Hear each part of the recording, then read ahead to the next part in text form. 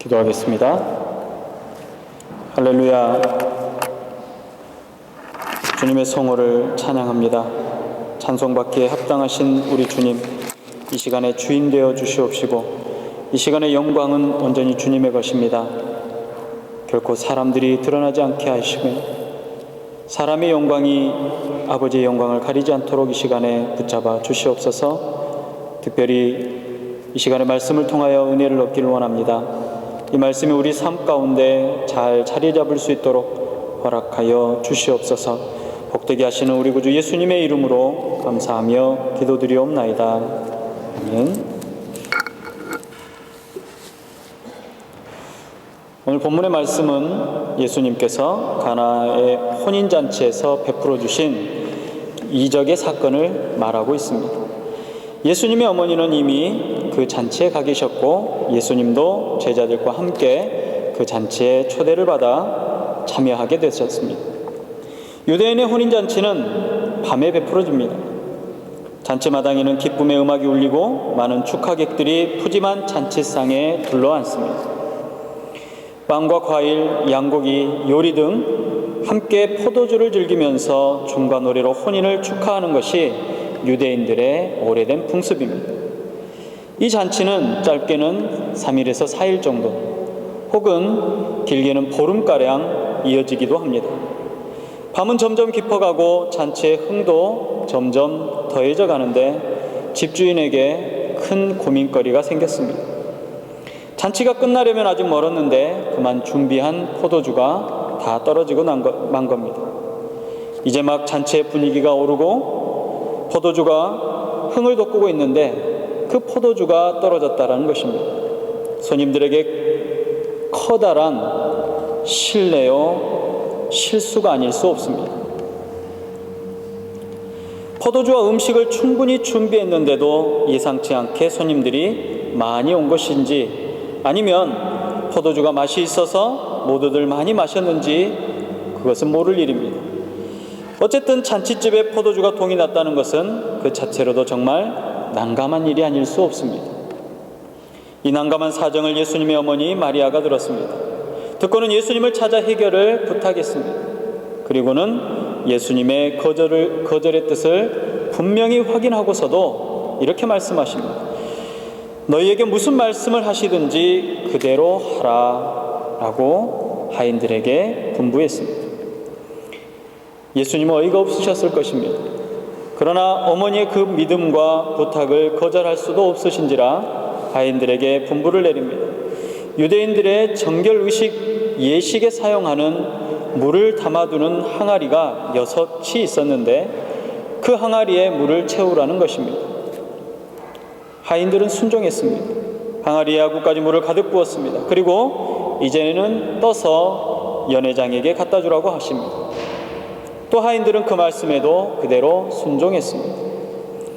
혼인잔치를 관장하던 연회장은 이제 막 흥취가 오르는데 아까부터 포도주를 좀 더 내오라 하는데 도무지 내올 생각을 않고 있었던 그 상황이 답답했었습니다. 그런데 하인들이 아주 그릇에 가득 넘치도록 포도주를 담아온 것입니다. 한 잔을 떠서 맛보았더니 그 맛이 일품이었습니다. 보통 잔치집에는 사람들이 술 취하지 않은 상태에서 처음 마시는 포도주는 그 집에서 가장 좋은 것으로 내어놓고 어느 정도 취해서 더 이상 포도주의 맛을 모르고 그저 기분으로 마셔야 되는 정도가 되면 이것저것 질이 좀 떨어지는 것들을 내놓는 법인데 이 포도주는 어찌 된 것인지 맨 처음 나온 최상의 포도주보다 맛이나 향기나 훨씬 좋은 극상품의 포도주였던 것이었습니다. 그래서 연회장은 많은 사람들이 보는 앞에서 그 신랑을 불러서 크게 칭찬합니다. 사람마다 먼저 좋은 포도주를 내고 취한 후에 낮은 것을 내거든 그대는 지금까지 좋은 포도주를 주었다라고 합니다. 잔치집의 기쁨이 배가 되는 순간이었습니다. 그리고 이때부터 제자들은 비로소 예수님을 믿게 되었습니다. 본문이 주는 교훈이 몇 가지가 있습니다. 첫 번째는 우리의 포도주의 항아리는 언젠가는 바닥이 나고 만다는 것입니다. 이 혼인잔치의 혼주는 하객들을 위해서 넉넉하고 정성스럽게 음식을 장만했을 것입니다. 음식이 남아서 버리면 버렸지 음식이 떨어져서 찾아온 손님들을 제대로 대접하지 못한다는 것은 생각할 수조차 없는 일입니다. 잔치집에 음식이 떨어지면 난처한 정도가 아니라 그 집의 큰 수치가 아닐 수 없습니다. 잔치를 치르면서 음식이 넉넉하게 준비되는 것, 그것이 잔치집의 미덕인 것입니다. 그런데 흥겨워야 할 잔치집에 중요한 포도주가 떨어졌다는 것입니다. 우리의 인생도 마찬가지입니다. 내가 가지고 있는 것, 내 힘으로 준비한 것으로 다른 사람들 앞에 자랑할 수 있습니다. 얼마간의 기쁨도 줄 수 있습니다.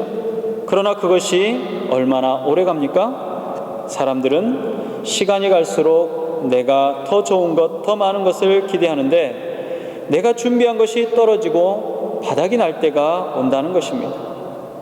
부족하고 모자랄 때가 옵니다.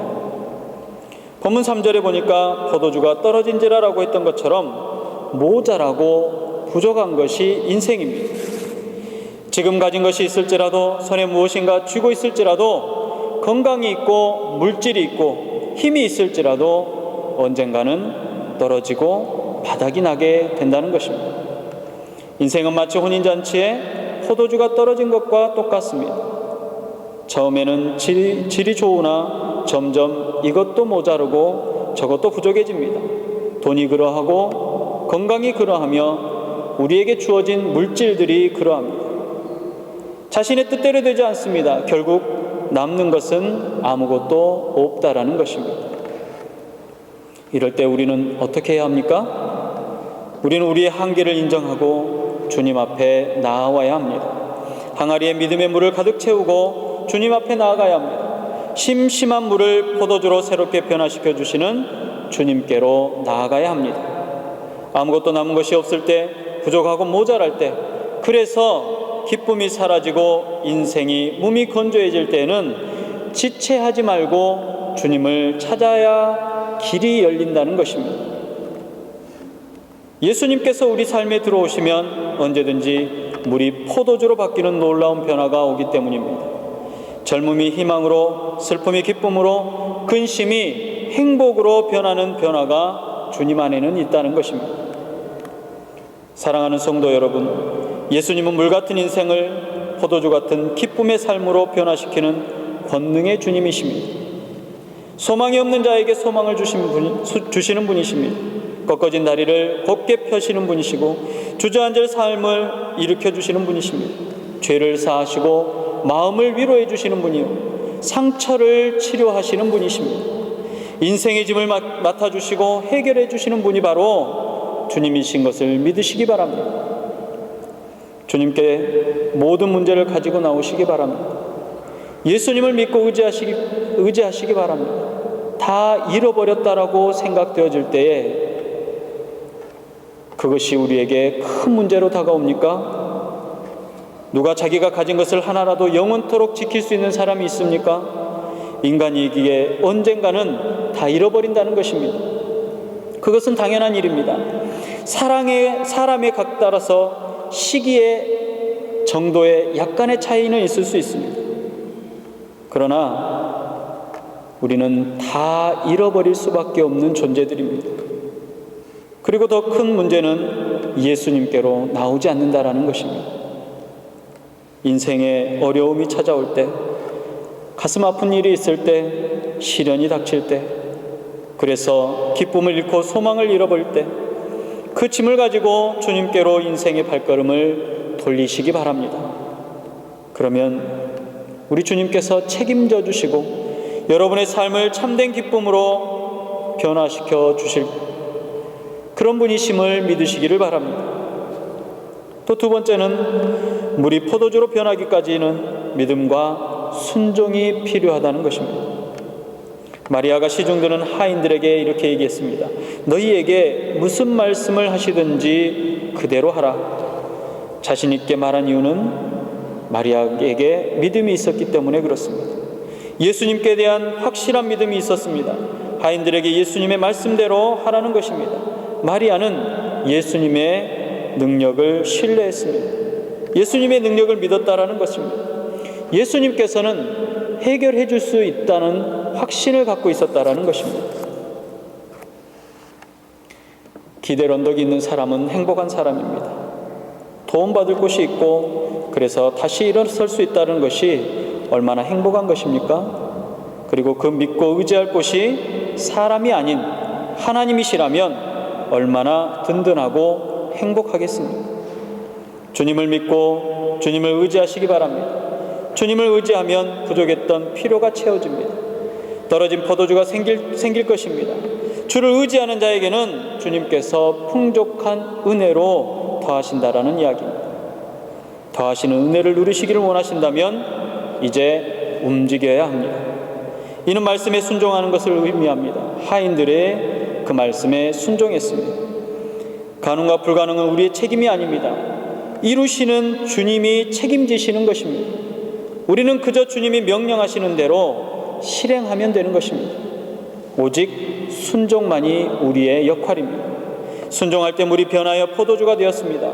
순종하면 기적이 일어나는 것입니다. 그리고 세 번째로는 나중에 더 좋은 사람이 되어야 한다는 것이 우리에게 주시는 교훈의 말씀입니다.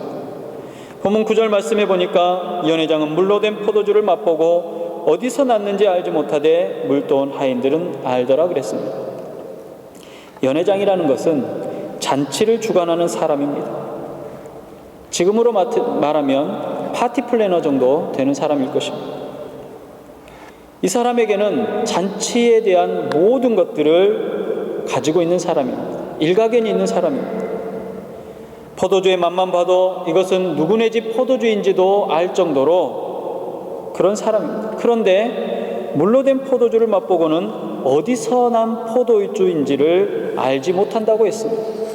그만큼 좋은 포도주를 지금까지 살면서 한 번도 맛보지 못했다는 이야기입니다. 사람들은 처음에는 좋은 것을 내고 나중에는 낮은 것을 냅니다. 그런데 주님은 그렇지 않습니다. 처음보다 더 확실하게 하십니다. 사람들이 포도주에 취해 있을 것이라고 생각해서 대충 해주신 것이 아닙니다. 극상품의 포도주를 만들어 주셨다는 것입니다.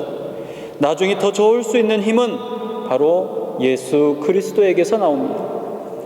잔치 처음에 좋은 포도주가 나왔는데 나중에는 더 좋은 포도주가 주님에 의해서 제공된 것처럼 주님만이 갈수록 더 좋게 해주신 그런 분이십니다. 그러므로 그리스도인들은 갈수록 더 좋은 사람으로 변화되어야 합니다. 우리는 더 좋은 성품, 더 깊은 사랑, 더 크고 놀라운 용서와 자비를 베푸는 사람들이 되어야 하는 것입니다. 사랑하는 성도 여러분, 잔치집에서 포도주가 모자란다는 것은 내 인생에 있어서도 채워지지 않는 그 무엇이 있음을 의미하는 것입니다. 그러면 부족하고 모자람을 어떻게 채워야 합니까? 인생의 모자람을 어떻게 채워야 합니까? 예수님을 만나야 합니다. 예수님을 모시면 됩니다. 그리고 예수님과 함께하면 된다는 것입니다. 문제 해결은 예수님이십니다. 여러분께 지금 부족한 것이 무엇입니까? 건강이 부족하십니까? 아니면 물질이 부족합니까? 아니면 지혜가 부족하십니까? 주님을 만나시기 바랍니다. 주님을 찾고 주님께 맡기시기 바랍니다. 예수님이 계신 곳마다 기적이 일어났습니다. 예수님이 가는 곳마다 문제가 해결되었습니다.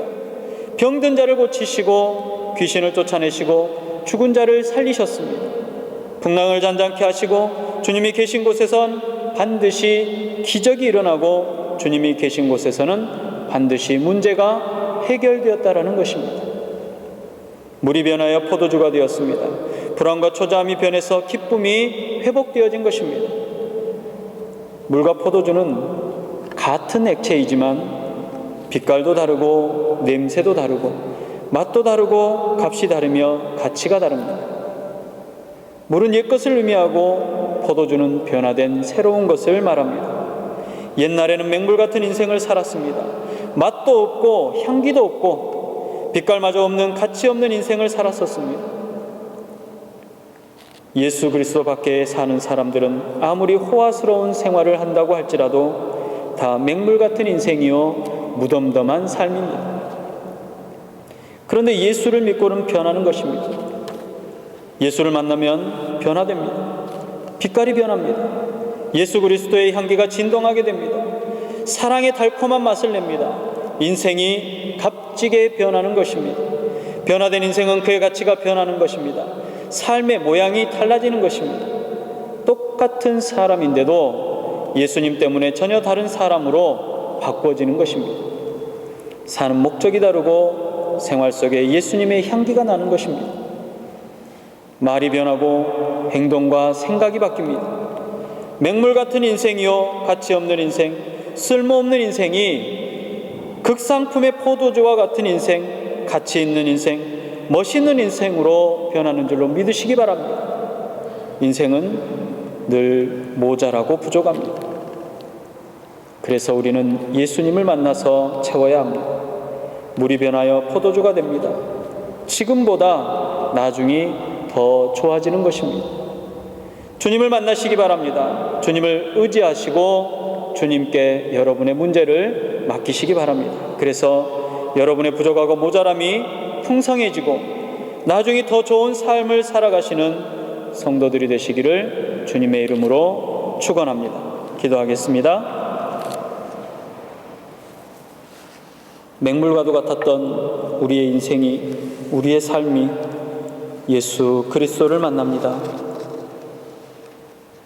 맹물 같은 인생이 세상의 모든 사람들이 보고 깜짝 놀라는 극상품의 포도주로 변했음을 고백합니다. 이 시간 우리의 상태를 돌아보게 하시고 우리의 부족한 것들, 연약한 것들, 우리의 결핍되어진 것들을 하나님께 내어놓고 구합니다. 채워주시고 응답하시며 허락하여 주시옵소서.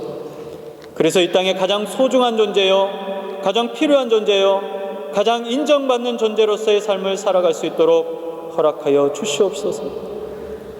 빛깔이 다르고 가치가 다르고 모양도 다르다고 하셨습니다. 세상 사람과 똑같이 살아가는 것이 아니라 예수 그리스도의 귀한 자녀의 삶을 살아가도록 허락하여 주시옵소서. 가치 있는 인생이 되도록 허락하여 주시옵소서. 이 시간에 포도주와 같은 인생임을 고백하며 우리의 삶을 주님께 내려놓고 간절한 마음으로 기도합니다. 응답하여 주시고 동행하여 주시옵소서. 주심에 감사드리며 예수님의 이름으로 기도드리옵나이다. 아멘.